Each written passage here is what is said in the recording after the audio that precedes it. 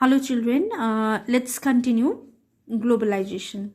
In our previous video, we have discussed about the causes of globalization, and now we'll discuss about the consequences, result of globalization. Okay, so the various consequences of globalization can be categorized. There are few categories of consequences of globalization, and they are political consequences, economic consequences, and cultural consequences.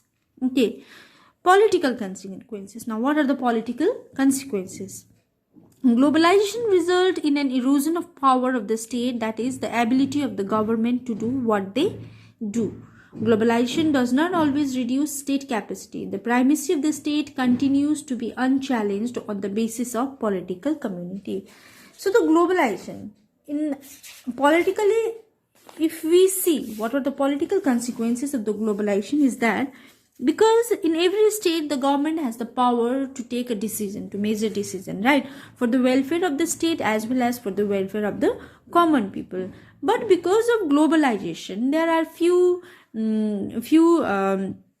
multinational companies all over the world. They tries to dominate the government of that particular country, okay, particular state. Some, like for example, if there is a multinational company in Siliguri, for example, okay, there is one of the big multinational company opened up in Siliguri, and obviously the investment would have been by the foreign countries. They have opened up their companies in our place, right? This will give various job opportunities to the local people of Siliguri, but the main decision taking power will be in the hand of the investor only, right? Because of the multinational company, that company will be a private investment. State do not have any control over that company. So this is how, by foreign investment, they are opening up their company in a place outside their country, and they are ruling us by their decision making, and the state government will not have any power to control that company. This is how politically the decision making power of the government or the state government will be denied by the multinational company. Or we can say the reduction in the capacity of government to take decision on their own. Government cannot take decision on their own. This is the political consequences of globalization. Okay, and some technologies available at the disposal of the state to collect information. Now that one is a negative consequences, right? Positive consequences is that nowadays the government have certain technologies, IT departments, and everything is there with government, right? So that it becomes very, very easy for the government to collect the data, okay, data of the citizen of that particular state, and the information in order to make a better life for the common people. And all this is possible because of globalization only. So this is the positive effect or the positive consequences of political globalization. Okay, so globalization have both negative as well as positive consequences politically. Okay, now economic consequences. Now what are the economic consequences? Usually, economic globalization involves greater economic flows among different countries of the world. Economic flow in various forms like commodity, capital, people, and ideas prompt rich countries to invest their money in countries other than their own. It also draws attention towards the role of IMF and WTO in determining economic policies across the world. Advocates of economic globalization argue that it generates greater economic growth and well-being on the larger section of the population when there is deregulation. Greater trade among countries allows each economy to do what it does best. This would benefit the whole world. Now, economic globalization. In economic globalization means the flow of commodities, capitals, people, ideas. That is called economic. If you are having profit from something, whether it's commodities, whether it's capital, whether it's people, then that will belongs to economy only, right?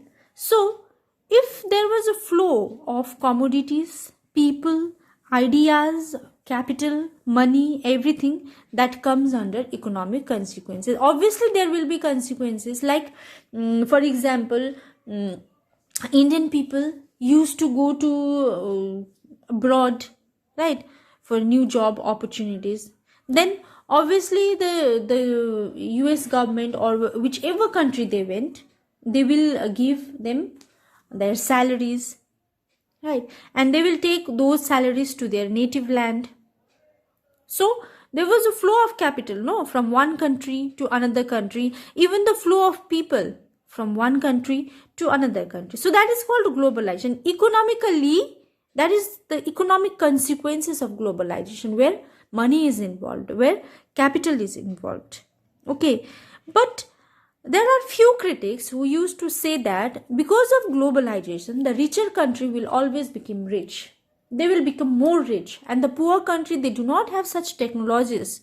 And because of the foreign investment also, they will like for example, like we have already discussed about political consequences, where there was a foreign investment, a multidimensional companies, people will get opportunity to do work. But what about the decision making power? If the decision making power is with the foreigners, that means we are under them, right? So some of the critics used to say that because of this economic globalization, the world became recolonized. Like the Britishers rule, we were under Britishers control before independence, right? So according to some critics, because of this globalization, economically, this is recolonized, because the outsiders have the decision making power over us. We do not have any decision making power. We have to do whatever they used to say, and this is because of economic consequences, globalization. But there are few other critics who used to say that because of this economic growth and well-being of larger section of the population, if larger section of the population are getting job, if there is well-being of larger section, then there is no recolonization. That is good for the common people, because large number of peoples are getting benefited from economic globalization. Great trade among countries, between different countries, they were having trade with each other, and that is the best thing, because whole world came as a one unit. They are coming up as a friend, they are trading, they are doing business with each other, and this will benefit the whole world. So few critics used to say that. This is called economic consequences.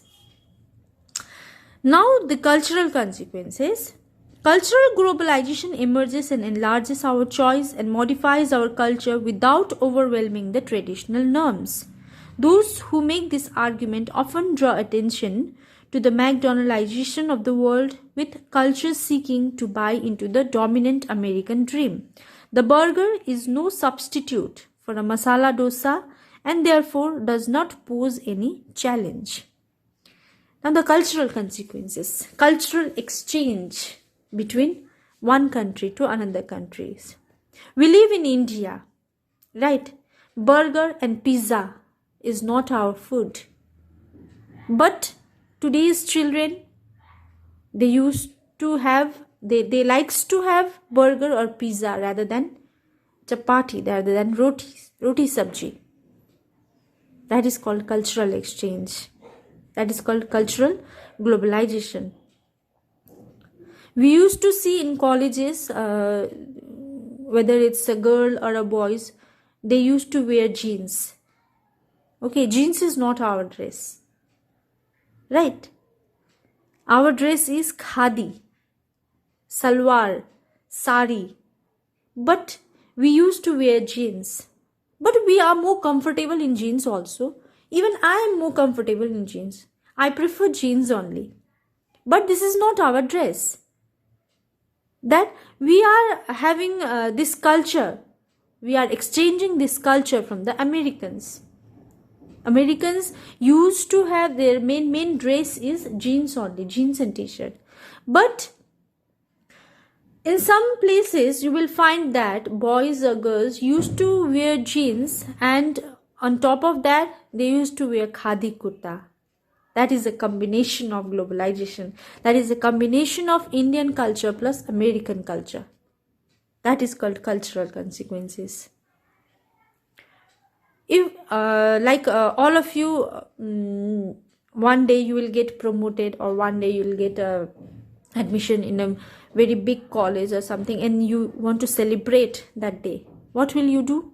You will not eat chapati, you will not eat roti and sabzi. You will take your friends to the KFC or the Domino's or the McDonald's or the pizza. What is that? Pizza Point, I guess. Right. But you'll not take your friend to a hotel where you'll find a masala dosa or where you find roti sabji. But for us, we as an Indian, we value masala dosa. There is no substitute for masala dosa. So we like pizza and burger. But the Americans, when they used to visit India, they like masala dosa. They like samosa. They want to eat samosa. Even in today's world, you will find certain shops in America also, or in the rest of the world, you will find samosas over there. They used to cook samosas. That is called cultural exchange from one place to another place. So these are the consequences of globalization. So we have discussed three consequences: political consequences, economic consequences, and the cultural consequences of globalization. Okay, we'll stop here and we'll continue in our next video.